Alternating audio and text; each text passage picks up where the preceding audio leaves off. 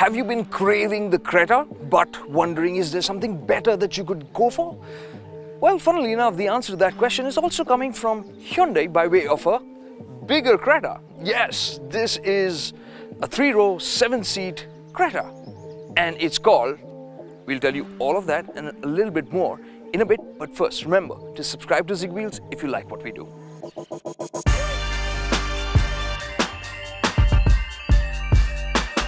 It's called the Alcazar, after a palace in Spain. So it's promising to treat you royally, but as you can see, it's very much under camouflage right here and it's a prototype. So there's a lot that we can't tell you, but we will tell you what it's promising and what you can expect from it because we have spent some time with it here today.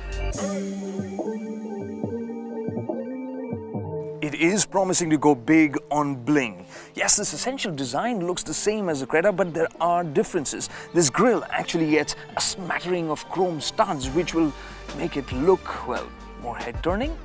There's a little bit extra bling here because you've got 18-inch wheels here, whereas you get 17 inches on the Creta, which will also be offered on the lower variants of the Alcazar.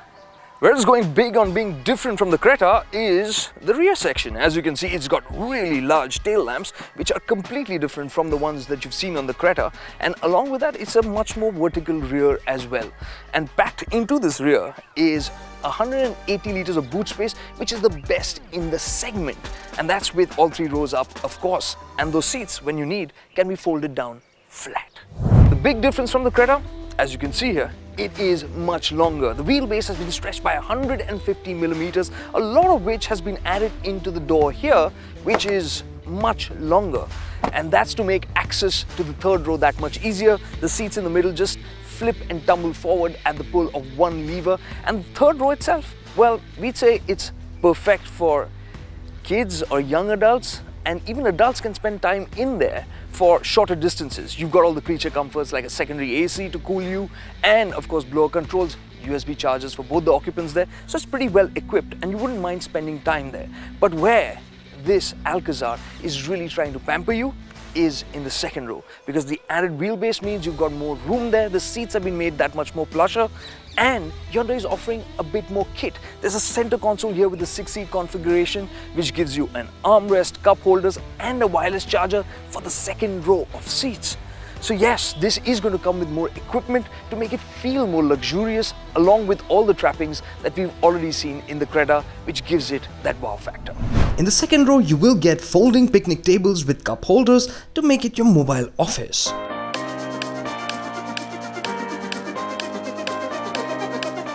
But you can expect all the features that you saw again on the Creta, like the ventilated seats and the connected car technology, the panoramic sunroof, all of that to come through here on the Alcazar. Now for that Alcazar experience, Hyundai has been a little clever. They're giving a different color combination here, tan and black, to give it that more premium look. But in terms of design, it is pretty much like the Creta. But of course, you do get a few more toys here, even up front, like a 360-degree camera and embargo. We'll tell you more on the drive. To drive, the Alcazar is taking the Creta's promise of being very car-like and manageable for everyday use and going one level up by making it more plush. Hyundai said that it has better insulation, it'll ride better, and on our drive here, we certainly felt that it was very well mannered. It felt cocooned on the inside, and to drive as well, it is going to be manageable because, well, it is a monocoque platform and it is tuned to drive like a car. And aside from that, you're getting a choice of engines, a diesel and a petrol, the 1.5, which we've already seen in the Creta, and pretty much in the same state of tune, except that it has shorter gearing to deal with the added bulk of this car and the load that it is expected to carry. But the engine that we drove here today is the 2-liter petrol in the latest state of tune, which is the new generation of the engine that we've seen in the Elantra. This makes 159 PS and is claimed to go to 100 in under 10 seconds. And while that is exciting, what excited us about this engine was its elegance. It was extremely refined and at the same time very drivable at low speeds. So for city use, it's going to be a breeze, and out on the highway, it should have the punch to pull along just fine. And on both these engines, you get the option of 6-speed automatic transmissions as well.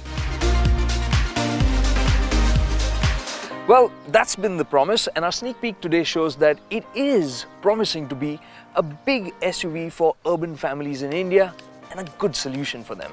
Well, what could it do better? What is it backing? Well, all of that we'll explore once we get to drive it properly post its launch, which is expected to happen in the next month. And we think that the prices in the range of 70,000 to 1.2 lakh rupees at a premium over the Creta would be about right for this Alcazar.